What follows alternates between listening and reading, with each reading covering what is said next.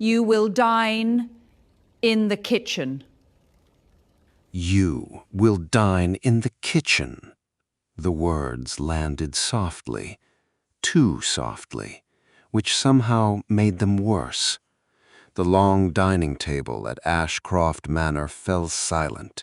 Silver cutlery paused mid-air. Crystal glasses hovered just below lips. Even the servants along the walls stiffened without looking up. At the far end of the table, a plainly dressed young woman stood beside her chair.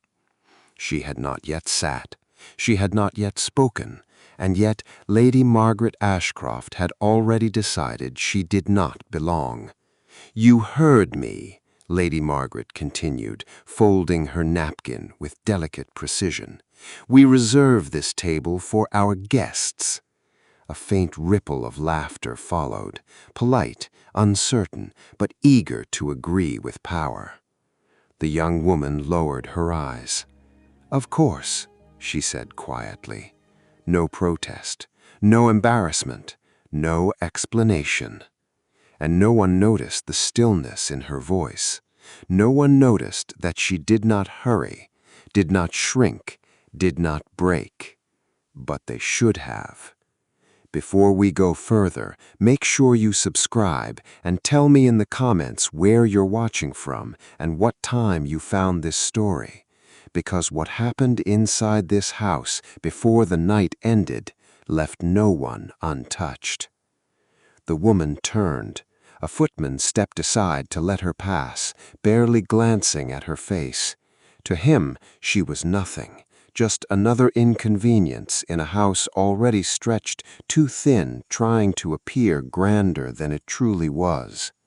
Behind her, conversation resumed, forced, too loud, too eager, because no one in that room wanted to acknowledge what had just happened, and no one wanted to ask the obvious question: why had she been invited at all? Ashcroft Manor stood proudly against the rolling countryside, its stone walls washed pale by years of rain and reputation. From a distance, it was everything a great house should be. Tall windows, perfect symmetry, a sweeping drive lined with trimmed hedges. But up close, the cracks began to show. The statues near the fountain were newer than they pretended to be. The iron gates had been repaired too often, and inside, luxury had become performance. Lady Margaret Ashcroft knew it. Her son, Edward Ashcroft, did not. Edward was seated halfway down the table that evening, his expression caught between discomfort and confusion. "Mother," he said quietly, leaning toward her, "was that necessary?" Margaret did not look at him. It was appropriate. She was invited. She was accommodated. Edward hesitated. She seemed... Margaret turned then, her gaze sharp enough to silence him. She seemed out of place, and this house cannot afford to appear uncertain. That last word carried more weight than she intended, because uncertainty had been following Ashcroft Manor for months. Debts, delayed payments, quiet letters, and conversations that ended abruptly when servants entered the room. Edward did not fully understand any of it. All he knew was that things felt tighter, less certain, and that his mother had become increasingly determined to secure their future, preferably through marriage. In the kitchen below, the air was warmer, busier, more honest. Pots simmered, bread cooled on wooden boards. Servants moved with practiced rhythm. And at the far end of the long wooden table, the young woman sat, alone. She removed her gloves carefully, folding them beside her plate.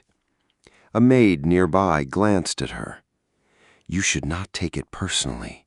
Her ladyship has been under pressure." The woman looked up. Her expression softened slightly. "I imagine she has," she said. Her voice carried no bitterness, only observation. "You are new?" the maid asked. "As of now." The answer was simple, but something in it made the maid hesitate. Before she could ask more, footsteps approached, sharp, impatient. Lady Margaret entered the kitchen without warning, her skirts brushing against the doorframe. The room froze instantly. "I asked for the second course 10 minutes ago," she said coldly. "It is being plated, my lady," the cook replied. Margaret's gaze shifted and landed on the seated woman. Her lips pressed thin. "You have made yourself comfortable," she said. The woman rose immediately. "I was told to dine here, and yet you sit as though you belong." The cook stiffened. "My lady, she was—" Margaret raised her hand. Silence. She stepped closer, close enough to inspect, to judge, to dismiss. "You will clear the table when you are finished. If you intend to remain under this roof, you will be useful." The woman inclined her head. "As you wish." Margaret turned to leave, then paused. "And next time," she added without looking back, "do not wait to be told where you belong." The door closed behind her. The kitchen exhaled, but the young woman remained still, just for a moment. Then she reached for her gloves again, slowly, deliberately, as though committing something to memory. Later that evening, the house settled into its second performance. Candles replaced daylight. Music drifted through the drawing room. Guests gathered in smaller circles, speaking in lower voices now, more honest voices. The young woman moved quietly through the corridors, carrying a tray of tea toward the upper sitting room. The door was slightly open. Voices slipped through. "We cannot delay much longer," a man was saying. "Edward." She paused. "The creditors will not wait forever," Margaret replied. "We only need time," Edward insisted. "Once the engagement is secured." "It must be secured," Margaret said sharply. "That is the point." A third voice entered, female, smooth, measured. Miss Clara Winthrop, the woman Margaret had been carefully presenting as Edward's future. "You worry too much," Clara said lightly. "Everything is proceeding exactly as it should." Margaret did not laugh. "You do not understand the extent." "I understand enough," Clara interrupted gently. "Once the marriage is announced, my family's backing will silence any concerns." A pause. Then, "And the house?" Edward asked quietly. Clara's tone shifted, barely. "Once it is ours, we will decide what remains of it." Margaret exhaled slowly. Relief, calculation, desperation, all at once. The young woman stepped back from the door, unseen, unheard, but no longer uncertain. The night deepened. The guests gathered again, this time in the grand hall. Margaret stood near the fireplace, her posture composed, her smile precise. Edward beside her, Clara at his arm, perfect, convincing, fragile. And then the sound came, low at first, then louder.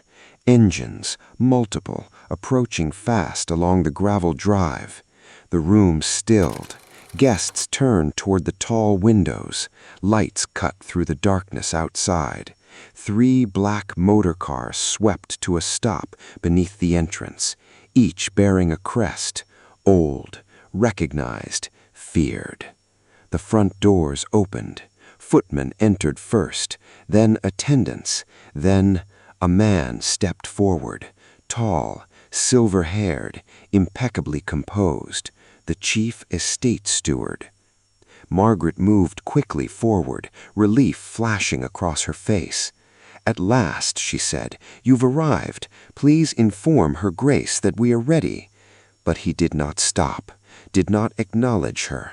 He walked past Edward, past Clara, past every guest in the room, until he reached the far side, where the young woman stood quietly by a column. And then he bowed deeply. "Your Grace." The room stopped breathing. The young woman lifted her hands, removed her simple shawl. Her posture changed, subtly, completely, and in that moment the illusion shattered. "I believe," she said calmly, "this evening has gone on long enough." Margaret's face drained of color. "No," she whispered. Edward stared, unable to move. Clara took a step back. Instinct, fear, recognition, because standing before them was not a servant, not a guest, but Duchess Elinor Ravenshire, and everything they believed they controlled belonged to her. What followed was not chaos, it was precision. Documents were brought forward, signed, sealed, undeniable. The estate, the debts, the land beneath their feet, all tied to Ravenshire holdings, all acquired quietly, legally, completely. "You have been living," Elinor said, her voice even, "in a house you no longer own." Margaret shook her head. "That is not possible. It is already done." Edward stepped forward. "Why?" he asked. Elinor looked at him for a long moment. "Because I wished to know," she said, "whether you deserved the chance to remain." Silence, heavy, final. "And now?" he asked. She held his gaze. "You do not." The guests said nothing as Margaret Ashcroft was escorted from her own home, as Clara Winthrop disappeared without farewell, as Edward stood alone in the center of a house that no longer belonged to him. No one intervened, no one defended, because power had shifted, and everyone felt it.